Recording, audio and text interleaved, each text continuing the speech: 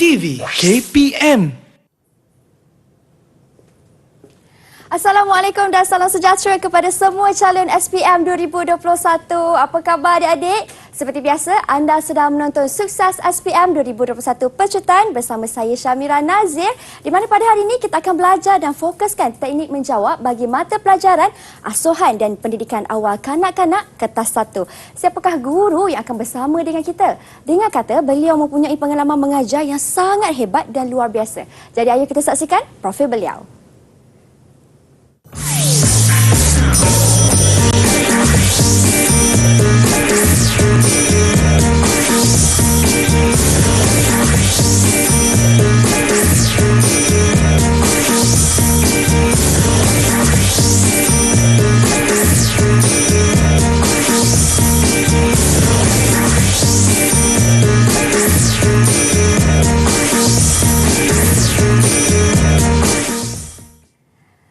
Assalamualaikum Cikgu. Waalaikumsalam Mira. Apa khabar Cikgu Ida? Alhamdulillah sihat. Selamat datang Cikgu di Sukses SPM pada kali ini. Terima kasih. Baik, Cikgu, hari ini Cikgu akan fokuskan teknik menjawab kertas 1 untuk mata pelajaran asuhan dan pendidikan awal kanak-kanak. Betul Cikgu? Betul Mira, betul. Ini juga dikenali sebagai apa kan Cikgu? Ya, pandai Mira. Ni mesti buat kerja ni kan. Kerja rumah kan. Ya, dulu di sekolah saya pun ambil juga mata pelajaran ni. Oh, ya ke? Okey, kita ulang kaji sama-sama ni. Boleh Cikgu. Jadi saya kira Cikgu pun sudah bersedia untuk terangkan formatnya bagaimana kali ini? Okey, saya sudah bersedia, insya-Allah. Okey, silakan Cikgu. Okey, terima kasih. Baik. Hai semua, saya Cikgu Ida binti Mahat, guru asuhan dan pendidikan awal kanak-kanak kamu pada hari ini. Baik. Murid-murid, umum kamu mengetahui kertas 1 ujian bertulis bagi mata pelajaran asuhan dan pendidikan awal kanak-kanak terbahagi kepada dua bahagian, iaitu bahagian A dan juga bahagian B. Okey, Cikgu harap pada hari ini Cikgu akan dapat memberikan manfaat kepada kamu dan juga kamu beroleh kebaikan daripada apa yang bakal Cikgu akan sampaikan sebentar nanti. Okey, kalau kamu sudah bersedia, jom kita mulakan dengan soalan yang pertama. Baik, soalan yang pertama ialah soalan bentuk padanan. Baik, diberikan kepada kamu berikut ialah penerangan maksud awal matematik dan juga pemikiran logik. A.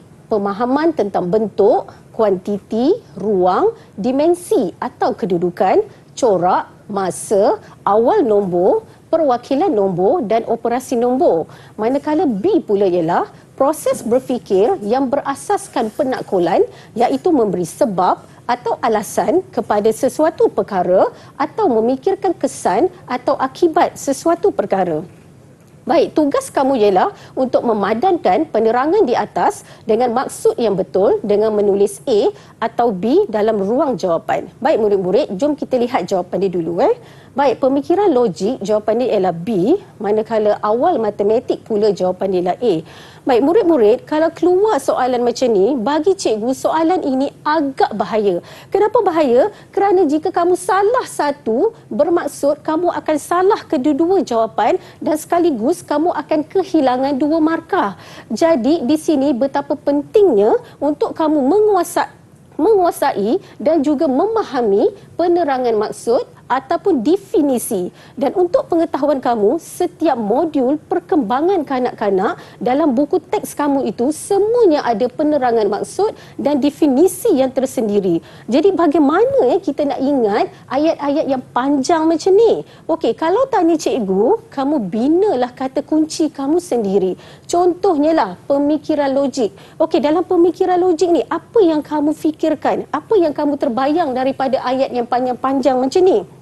Kalau cikgu akan ambil proses berfikir yang berasaskan penakkulan sebagai kata kunci. Jadi bila kamu nampak je ayat ini, kamu sudah tahu ini ialah penerangan maksud ataupun definisi bagi pemikiran logik. Baik, bagaimana pula dengan awal matematik? Okey, bila bercerita tentang matematik, apa yang kamu fikirkan? Apa yang terlintas di fikiran kamu? Mesti tentang nombor, bukan? Jadi, kamu ambillah kata kunci ini. Awal nombor, boleh perwakilan perwakilan nombor boleh, operasi nombor pun boleh sebagai kata kunci kamu, dan apabila kamu lihat perkataan-perkataan ini secara tidak langsung kamu sudah tahu itu ialah penerangan maksud ataupun definisi bagi awal matematik. Baik, kita pergi kepada soalan yang kedua. Masih lagi soalan dalam bentuk soalan padanan. Okey, berikut ialah Baik. Cikgu pangkah jadi kat atas tu. Okey. Baik. Okey. Baik, berikut adalah kemahiran aktiviti perkembangan fizikal kanak-kanak. Okey, diberikan kepada kamu A ialah kemahiran motor halus, B pula ialah kemahiran motor kasar, dan tugas kamu ialah untuk memadankan kemahiran itu dengan perkembangan fizikal yang betul dengan menulis A atau B pada ruang jawapan. Murid-murid, apabila bercerita tentang perkembangan fizikal kanak-kanak, ianya terbahagi kepada dua. Satu ialah kemahiran motor halus, iaitu aktiviti yang melibatkan koordinasi mata, tangan dan juga jari jemari. Dan juga kemahiran motor kasar. Apa itu kemahiran motor kasar? Iaitu aktiviti yang melibatkan pergerakan keseluruhan anggota tubuh badan. Dan juga aktiviti itu ialah aktiviti yang cergas, aktiviti yang aktif dan aktiviti yang bertenaga. Baik murid-murid, sebelum kita jawab soalan ni, cikgu nak bagi tahu betapa baiknya soalan apa ni. Kenapa? Sebab setiap pilihan jawapan yang diberikan kepada kamu ni sebenarnya sudah ada clue dekat situ. Sudah ada petunjuk dekat situ. Okey, tak percaya jom kita tengok kat sini membantu pertumbuhan tubuh badan yang sihat. Dia dah beritahu kat situ dah. Pertumbuhan tubuh badan. Itu bermaksud itu ialah melibatkan aktiviti pergerakan keseluruhan tubuh badan. Jadi ini ialah jawapan untuk kemahiran motor kasar. Baik, kita tengok yang kedua. Meningkatkan keupayaan koordinasi mata dan tangan. Okey, dia dah bagi tahu dah koordinasi mata dan tangan. Okey, ini ialah apa? Ini ialah kemahiran motor halus. Jadi jawapan dia ialah A. Okey, yang seterusnya meningkatkan keupayaan pergerakan kanak-kanak. Okey, dia dah bagi tahu lagi kat situ, cluenya kat situ, keupayaan pergerakan. Jadi pergerakan ini melibatkan keseluruhan anggota tubuh badan. Jadi ini ialah kemahiran motor kasar. Okey, seterusnya kita lihat melatih otot-otot halus. Okey, lepas tu dia kata kanak-kanak terutama di bahagian jari jemari. Okey, jari jemari kat sini pun dah jelas menunjukkan ini ialah kemahiran bagi motor halus. Dan yang terakhir kat sini, membantu meningkatkan daya kecergasan. Okey, nampak? Daya kecergasan ini bermaksud melibatkan keseluruhan anggota tubuh badan, aktiviti yang cergas, aktiviti yang bertenaga. Jadi ini ialah kemahiran motor kasar. Nampak? Daripada jawapan ini, okey, dia sudah ada bagi clue, dia sudah bagi petunjuk yang mana kamu hanya perlu berfikir sikit sahaja untuk kamu memberikan jawapan yang paling tepat, jawapan yang paling betul. Ya, betul tu cikgu. Jadi harap setakat ini murid dapat ikuti cikgu antara dua kemahiran ini iaitu motor halus dan juga motor kasar. Kita berhenti berehat seketika cikgu untuk perkongsian yang lebih banyak lagi daripada cikgu Ida. Jangan ke mana-mana, kembali selepas ini. Okey, terima kasih. Didik TV KPM. Didik TV KPM. Baik, kembali kita dalam Sukses SPM 2021 Pecutan, masih lagi bersama dengan Cikgu Ida. Cikgu akan kongsikan pula bentuk soalan bagi bahagian A. Silakan cikgu. Okey, baik. Murid-murid, kita sambung lagi soalan di bahagian A. Okey, ini merupakan soalan yang ketiga, juga soalan dalam bentuk padanan. Okey, baik, kita tengok rajah 1 menunjukkan alat yang digunakan semasa menjalankan permainan perkusi. Okey, dan tugas kamu ialah untuk memadankan rajah itu dengan alat muzik yang betul dengan menulis A, B, C atau D dalam ruang jawapan. Baik murid-murid, baiknya soalan ini. Kenapa? Sebab soalan ini diberikan kepada kamu gambar. Okey, dah dibagi kamu gambar, dia bagi lagi pilihan jawapan kat sini. Okey, tugas kamu hanyalah untuk memadankan padanan yang betul dengan gambar yang telah diberikan dengan pilihan jawapan alat muzik yang diberikan. Okey, jom kita tengok Baik, drum ialah A. Okey, tamborin pula ialah D. Okey, kastanet pula ialah C. Manakala marakas pula ialah B. Baik, soalan yang seterusnya. Baik, berikut adalah panduan keselamatan di dalam taska. Okey, A, perhiasan yang tidak mendatangkan bahaya. B, pencahayaan, warna dinding dan selingan irama muzik yang sesuai. C, tingkap yang berjeriji hendaklah mudah dibuka. Dan D, terdapat ruang yang lapang di tengah bilik. Baik murid-murid, ini ialah soalan pengkelasan di mana kamu kena kelaskan panduan keselamatan mengikut ruang dengan menulis A, B, C dan D dalam ruang yang telah disediakan. Baik, murid-murid, apabila bercerita tentang ruang di dalam taska, terdapat beberapa ruang yang ada dalam taska. Contohnya, ada ruang tamu, ada ruang di bilik tidur, ada ruang di bilik mandi, ada ruang di dapur, ada ruang kawasan permainan kanak-kanak. Dan setiap ruang di dalam taska itu semuanya ada panduan keselamatannya yang tersendiri. Okey, kalau kita tengok kat sini, okey, jom kita kelaskan sama ada panduan keselamatan yang diberikan ini sesuai diletakkan di ruang tamu ataupun sesuai diletakkan di bilik tidur. Baik, yang pertama ialah perhiasan yang tidak mendatangkan bahaya. Ini ialah panduan keselamatan di ruang tamu. Kenapa? Sebab di bilik tidur kita tidak perlukan apa-apa perhiasan. Di bilik tidur kita hanya perlukan kelengkapan tidur untuk kanak-kanak sahaja. Okey, bagaimana pula dengan pencahayaan, warna dinding dan selingan irama muzik yang sesuai? Ini ialah panduan keselamatan di bilik tidur. Kenapa? Sebab di bilik tidur mesti kanak-kanak tu mesti ada cahaya yang sesuai dengan kawasan bilik tidur tersebut. Warna dinding mesti lembut. Okey, dan juga mesti ada selingan irama muzik yang menenangkan supaya kanak-kanak itu boleh tidur dengan lena. Okey, baik. Seterusnya, tingkap yang berjeriji hendaklah mudah dibuka. Ini ialah panduan keselamatan di bilik tidur. Kenapa? Sebab konsep rumah di Malaysia ni kebanyakannya jeriji di bilik tidur tidak boleh dibuka daripada dalam. Tetapi di taska ataupun di tadika mesti boleh dibuka. Kenapa? Sebab tingkap ini boleh dijadikan sebagai alat untuk ataupun tempat untuk kanak-kanak menyelamatkan diri kalau berlakunya sebarang kecemasan. Dan yang terakhir, terdapat ruang yang lapang di tengah bilik. Okey, ini ialah panduan keselamatan di ruang tamu. Kenapa di ruang tamu perlu ada ruang yang lapang?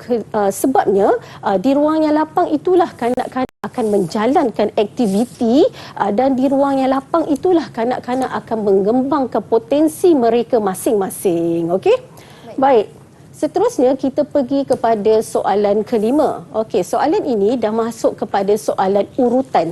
Okey, jadual 1 menunjukkan penyertaan langkah kerja semasa menjalankan aktiviti awal bacaan yang tidak mengikut urutan.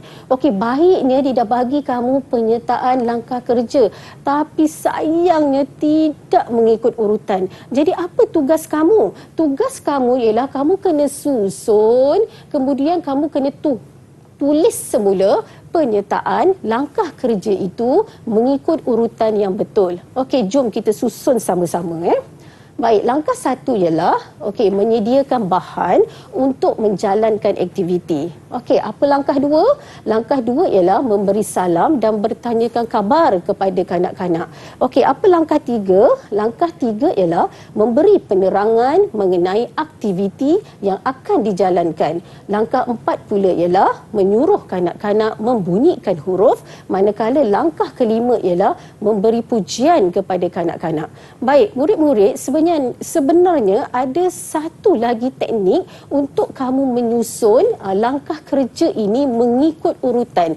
Contohnya, kamu boleh susun langkah kerja ini dengan kamu bahagikan kepada aktiviti sebelum, aktiviti semasa dan juga aktiviti selepas. Okey, jom kita tengok sama-sama. Macam Langkah 1, menyediakan bahan. Baru nak sediakan bahan, itu ialah aktiviti sebelum. Okey, langkah 2, memberi salam dan bertanyakan khabar. Itu ialah aktiviti apa? Semasa, sebabnya dah mula masuk kita nak jalankan aktiviti tersebut. Baik, langkah 3, memberi penerangan. Okey, memberi penerangan juga merupakan aktiviti semasa. Langkah 4, menyuruh kanak-kanak membunyikan huruf, juga aktiviti semasa. Dan langkah 5, memberi pujian. Itu ialah aktiviti sebelum. Oh, selepas. Selepas. Aktiviti selepas. Itulah sahaja nak suruh Mira betulkan. Okey. Aktiviti selepas. Jadi kamu boleh susun langkah kerja ini mengikut aktiviti sebelum, aktiviti semasa dan aktiviti selepas.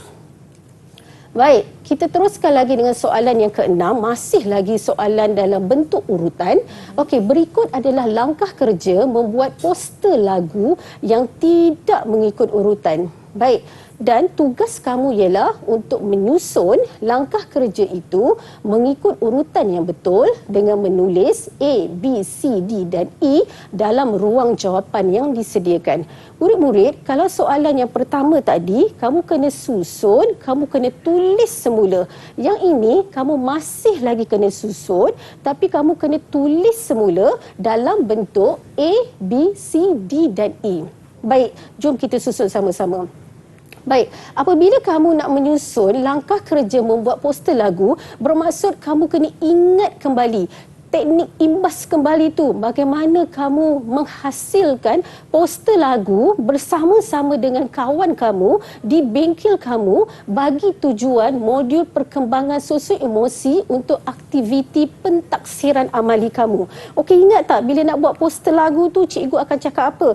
Okey murid-murid, hari ni kita nak buat poster lagu, jadi tolonglah sediakanlah bahan dan alatan yang sesuai. Okey, kemudian cikgu akan kata apa? Okey, pilih lagu yang bersesuaian ya. Pilih lagu yang bersesuaian dengan jiwa kanak-kanak, bukan dengan jiwa kamu. Okey, kemudian cikgu akan kata apa? Okey, yang ni buat bingkai. Ini saya lah dekat dalam kelas. Buat bingkai. Yang pertama buat bingkai dulu, buat frame. Kemudian tulislah lirik lagu tersebut tanpa ada kesalahan. Lirik lagu itu mesti betul, lirik lagu itu mesti lengkap. Kemudian cikgu cakap apa lagi? Dah siap tulis lirik lagu tu, buatlah lukislah gambar dan warnakan gambar yang bersesuaian dengan lirik lagu kamu tersebut. Dan yang terakhir, mesti cikgu katakan, hiaslah sikit kamu punya poster lagu tu biar nampak lebih cantik, biar nampak lebih kreatif. Okey? Baik, seterusnya soalan ke-7. Masih lagi soalan urutan tapi dalam bentuk yang lain. Okey, jom kita baca soalan dia. Berikut adalah penyertaan langkah kerja cara-cara memandikan bayi. Susun langkah kerja memandikan bayi dengan menulis 1, 2, 3, 4 dan 5 dalam ruang jawapan.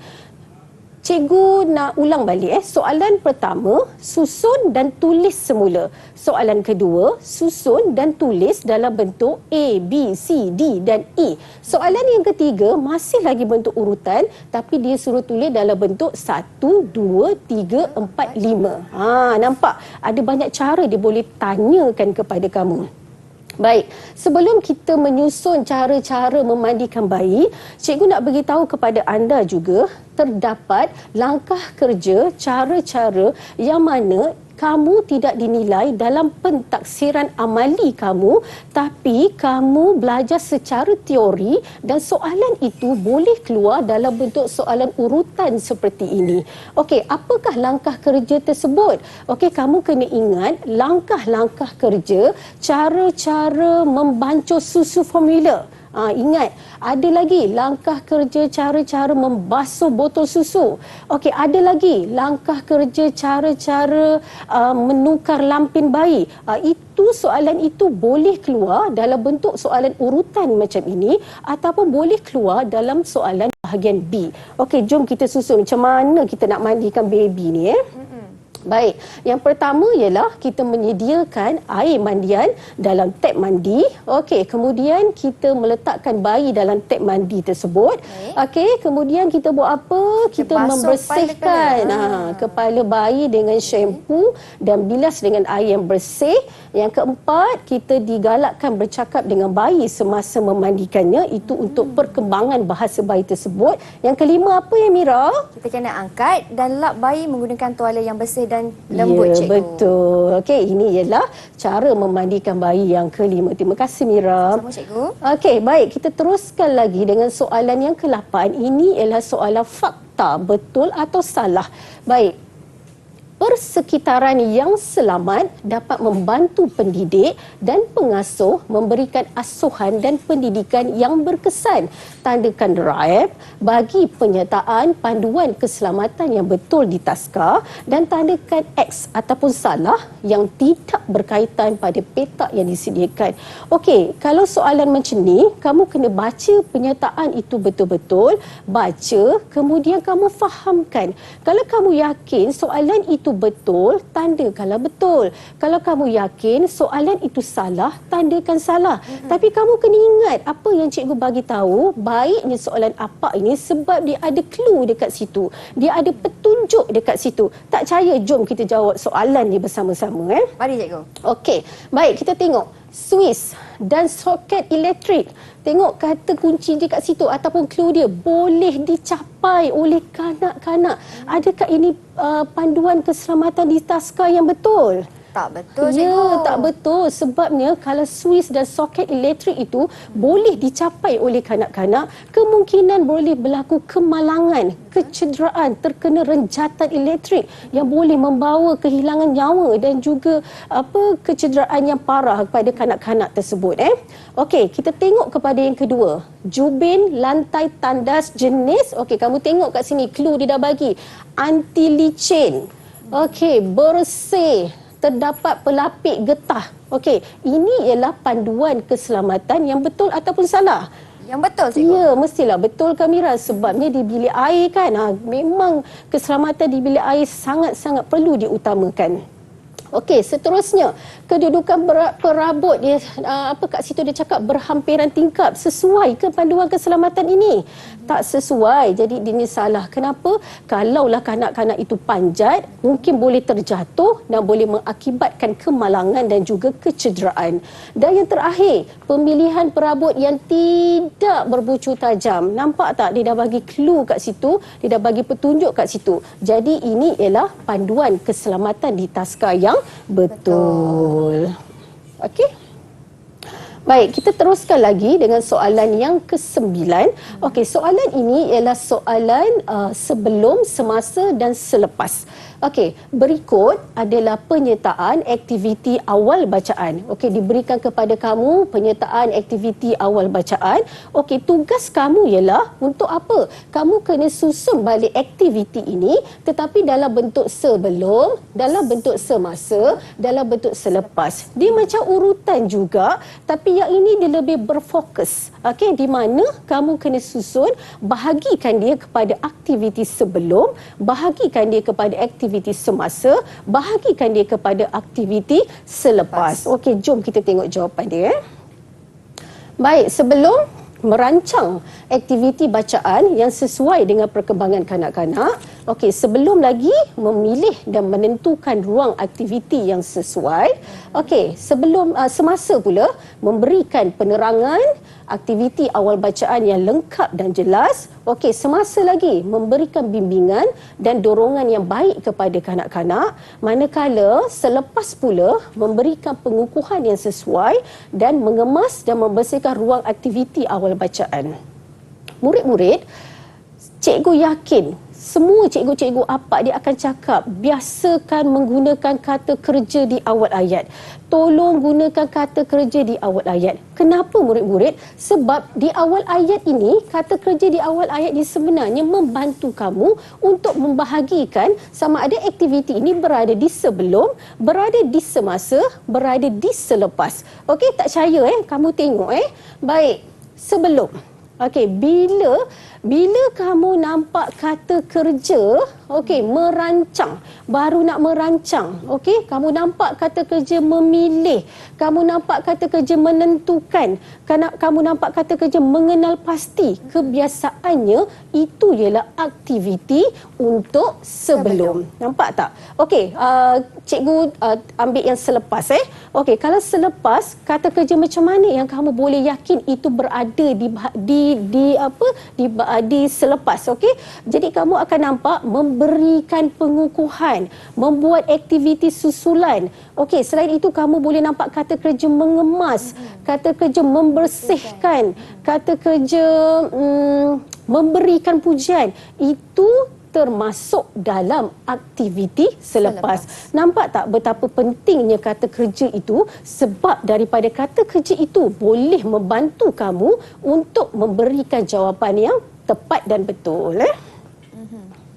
Baik, seterusnya kita pergi ke soalan yang ke-10, masih lagi dalam bentuk soalan sebelum, semasa dan juga selepas.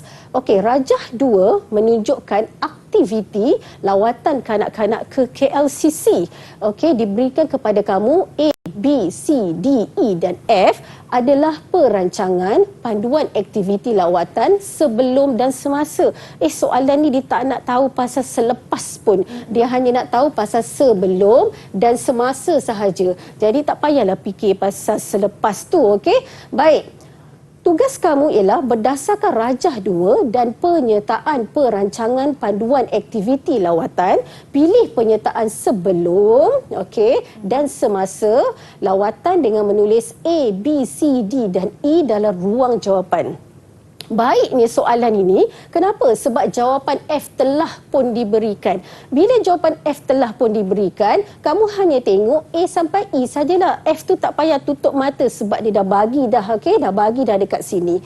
Okey, baik. Bila kita, macam cikgu beritahu tadi, bila kita nak menyusun mengikut sebelum, semasa dan selepas tadi, kamu rujuklah dia punya kata kerja di awal ayat. Jadi kat sini, okey, sebelum kita buat apa?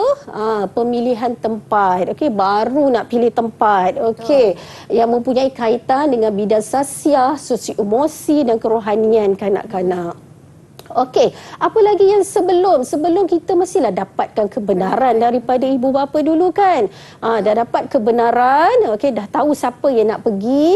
Okey, barulah kita menyediakan kenderaan yang sesuai dengan jumlah kanak-kanak. Okey, baik, semasa. Semasa kita fikir 2 je lah. Kan?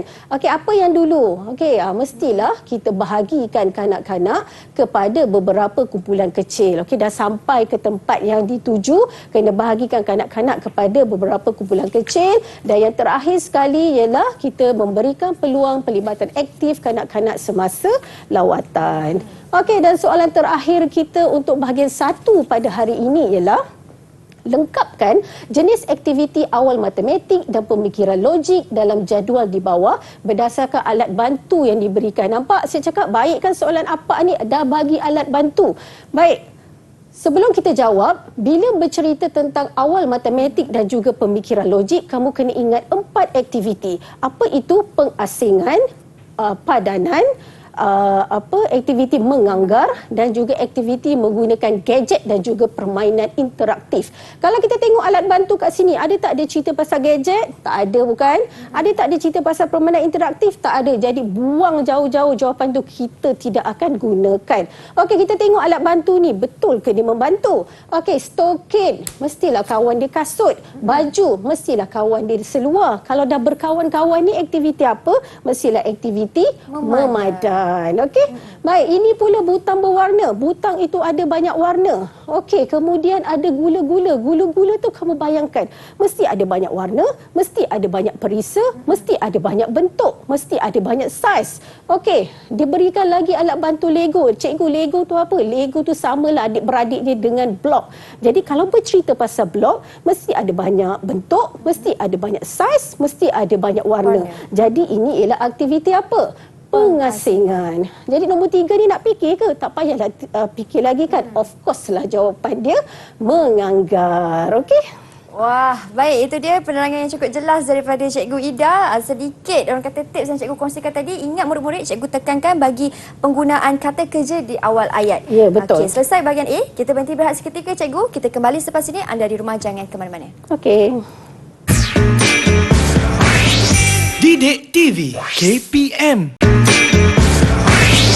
Didik TV KPM. Kembali kita dalam Sukses SPM 2021. Pecutan masih lagi dengan kita punya mata pelajaran iaitu Asuhan dan Pendidikan Awal Kanak-kanak Kertas 1. Okey, calon SPM semua masih bersedia dan bersemangat? Jadi ayuh kita tanya Cikgu Ida untuk bahagian B. Silakan Cikgu. Okey, baik. Terima kasih Mira. Baik, murid-murid, kita teruskan perjuangan kita pada petang yang mendamaikan ini dengan masuk pula kepada bahagian B.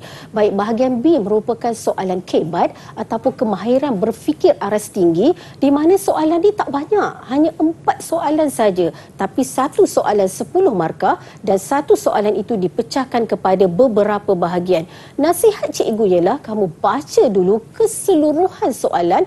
Kenapa? Sebab soalan A akan berkait dengan soalan B, soalan B akan berkait dengan soalan C. Okey, jom kita jawab soalan yang pertama. Baik, anda ingin mengadakan lawatan ke zoo negara bersama-sama dengan kanak-kanak taska. Okey, anda perlu menyediakan kertas cadangan untuk mengadakan lawatan dengan lengkap. Baik, murid-murid, apabila kamu hendak membawa kanak-kanak keluar daripada taska untuk pergi melawat ke mana-mana tempat, kamu mesti menyediakan kertas kerja cadangan.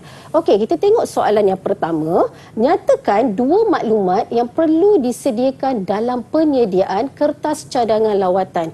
Murid-murid, apabila kita hendak menyediakan kertas cadangan lawatan, sebenarnya terdapat 12 maklumat yang mesti dilengkapkan. Okey, jadi soalan yang pertama ini, kamu ada lebihan jawapan yang sangat banyak.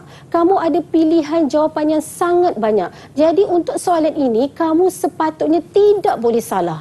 Jadi kat sini, pilihan cikgu ialah objektif dan juga tentative program. Kamu boleh pilih hari, kamu boleh tulis tarikh, kamu boleh tulis masa, kamu boleh tulis sasaran, kamu boleh tulis senarai nama guru, senarai nama murid dan sebagainya. Baik, kita pergi kepada soalan yang kedua. Soalan B, lengkapkan jadual anggaran kos perbelanjaan lawatan berikut. Baik, diberikan jumlah kanak-kanak ialah seramai 30 orang berserta dengan 5 orang guru pengiring. Baik, murid-murid, umum kamu mengetahui bahawa kamu boleh membawa kalkulator masuk ke dalam bilik peperiksaan kamu. Itu bermaksud mungkin ada soalan pengiraan mudah, soalan pengiraan simple seperti ini. Lengkapkan jadual ini. Okey, jom kita lengkapkan jadual ini. Sebelum lengkapkan jadual, cikgu nak bagi tahu apabila kamu menyediakan anggaran kos perbelanjaan lawatan, terdapat 4 perkara yang mesti ada dalam anggaran kos perbelanjaan lawatan kamu itu. Iaitu yang pertama ialah pengangkutan, yang kedua ialah makanan, nombor 3 apa? Ya, saya dengar jawapan kamu. Jawapan dia ialah tiket, pandai, okey, dan juga perbelanjaan lain. Ingat dalam anggaran kos perbelanjaan lawatan ada 4 perkara ini. Okey, jom dengan menggunakan kalkulator kamu, jom kita kira bersama-sama. Okey, kanak-kanak, RM RM10, jumlah makanan darab 30. Cikgu kenapa kena darab 30? Sebab jumlah kanak-kanaknya seramai 30 orang. Okey, guru RM10 darab 5, jumlah kat sini jelah RM350. Okey, tiket kamu pun kira dengan menggunakan kalkulator kamu akan dapat RM750. Kamu tambah keseluruhan dekat sini, maka kamu akan dapat RM1450. Jadi gunakanlah kalkulator kamu tu dengan sebaik mungkin. Okey, soalan yang ketiga, soalan C, senaraikan 4 kepentingan aktiviti lawatan terhadap perkembangan sasiah, sosio-emosi dan kerohanian kanak-kanak. Cikgu, apa itu 4 kepentingan, cikgu? 4 kepentingan itu sama maksudnya dengan 4 faedah.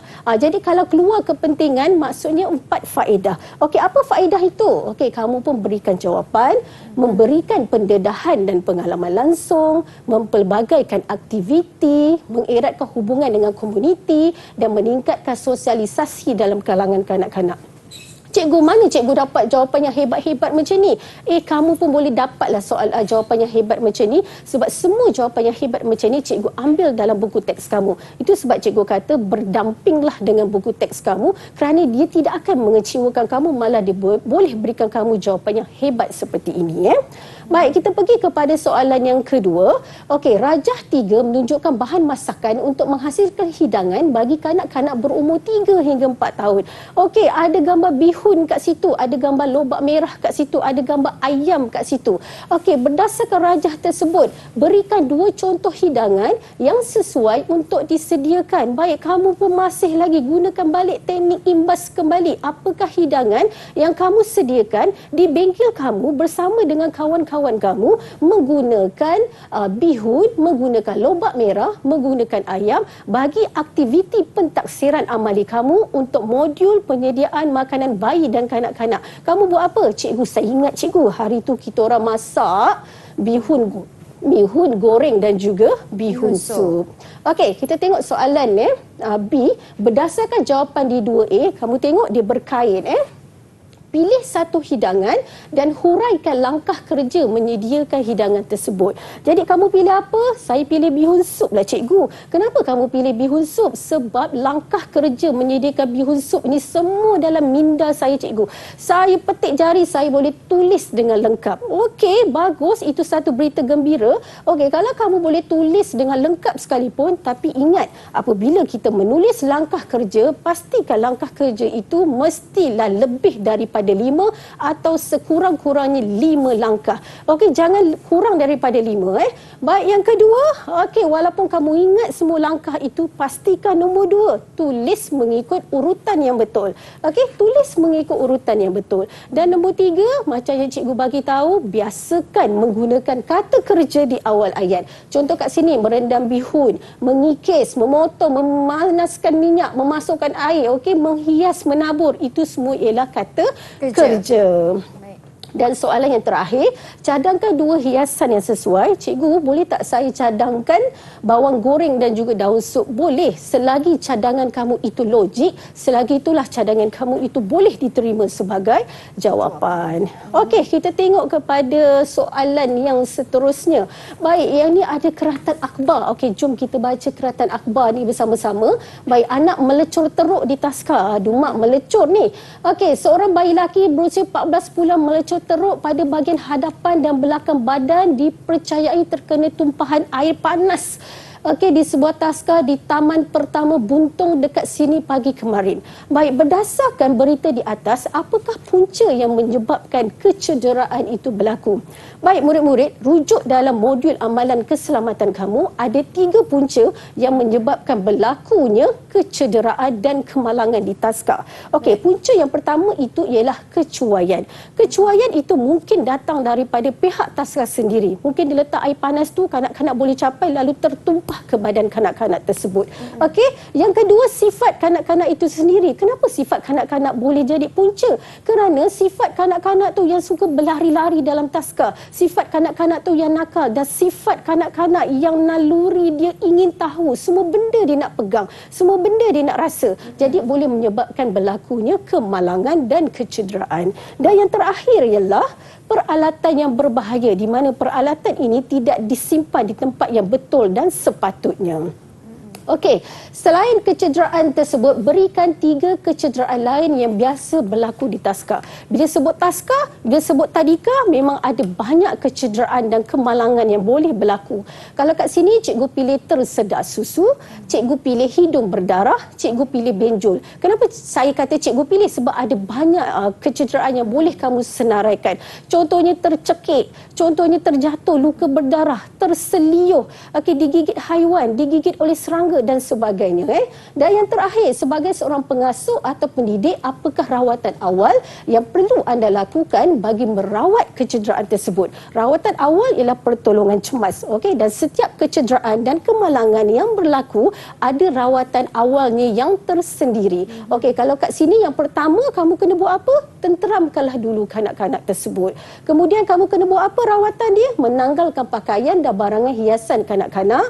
Kemudian menyiram dan melalukan air mengalir di bahagian terkena panas selama lebih kurang 15 hingga 20 minit dan jangan pandai-pandai menggunakan minyak atau ubat sapuan seperti mentega atau ubat gigi dan kalau boleh berikan paracetamol ataupun sirap untuk mengurangkan sakit dan yang paling utama sekali jangan lupa hantarkan ke klinik atau hospital untuk kanak-kanak tersebut mendapat rawatan yang lebih lanjut. Baik, itu dia cikgu tentang penerangan bagi soalan B, maafkan saya, bagi soalan di bahagian B. Kita berhenti berehat seketika cikgu. Boleh. Untuk soalan-soalan lain yang cikgu Ida akan kongsikan kepada anda semua, jangan ke mana-mana, hanya di Sukses SPM 2021 Pecutan.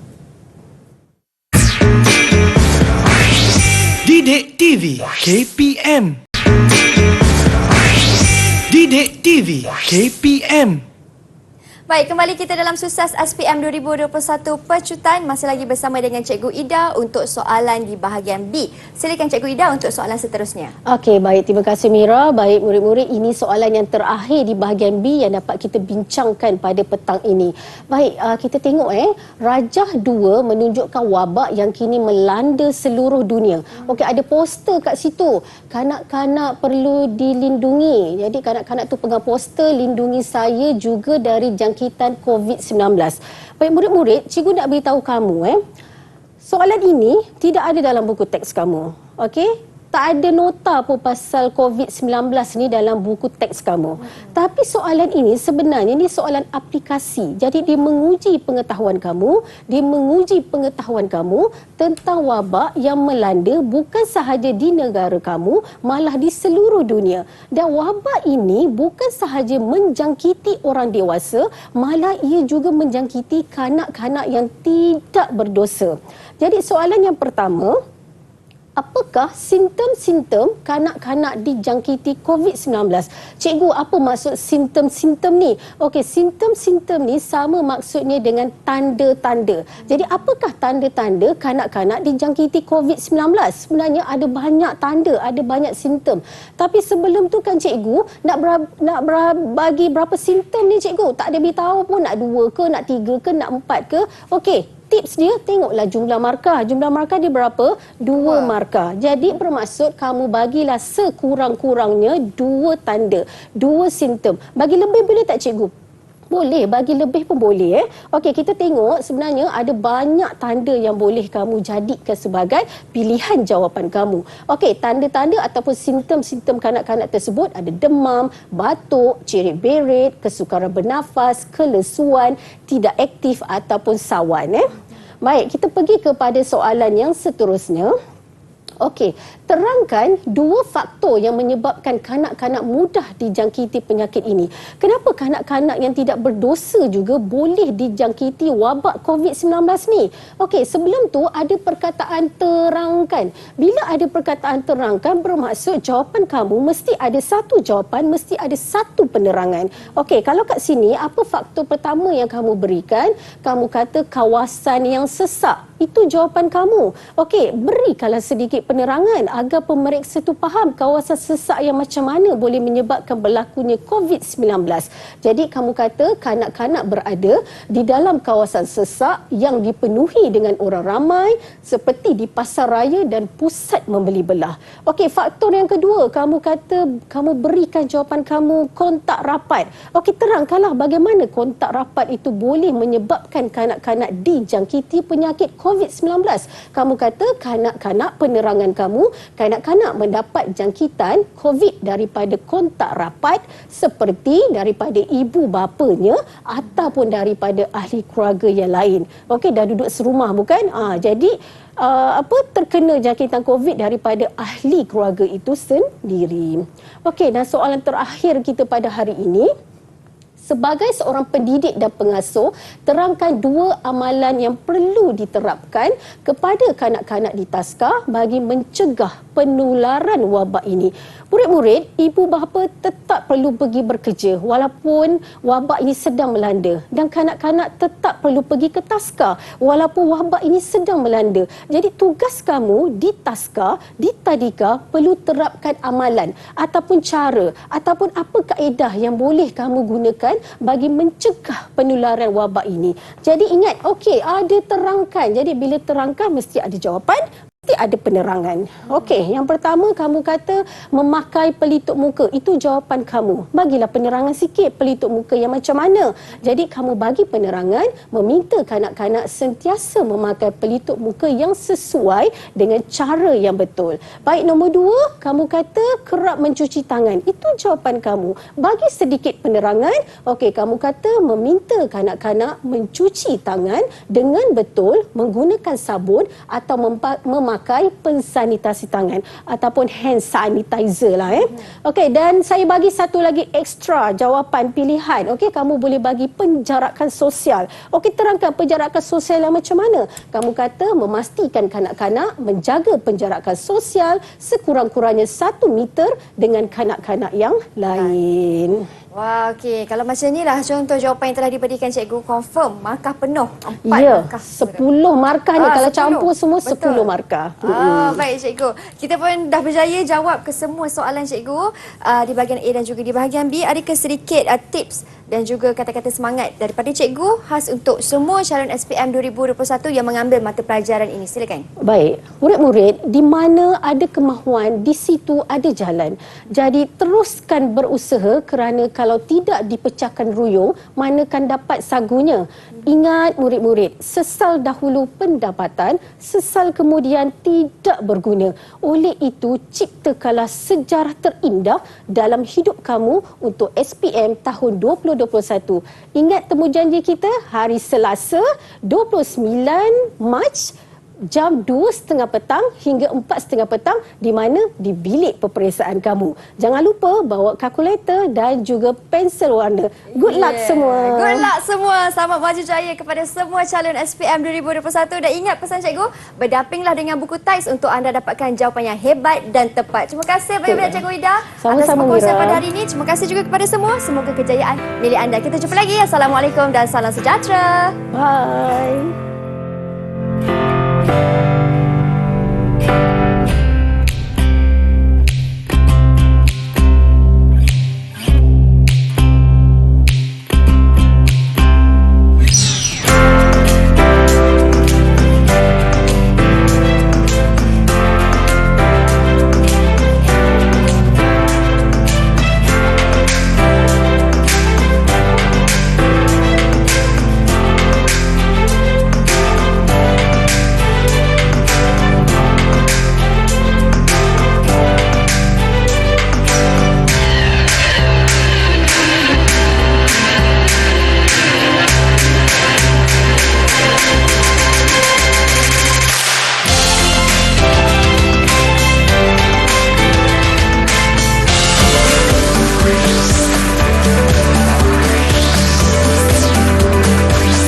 Didik TV KPM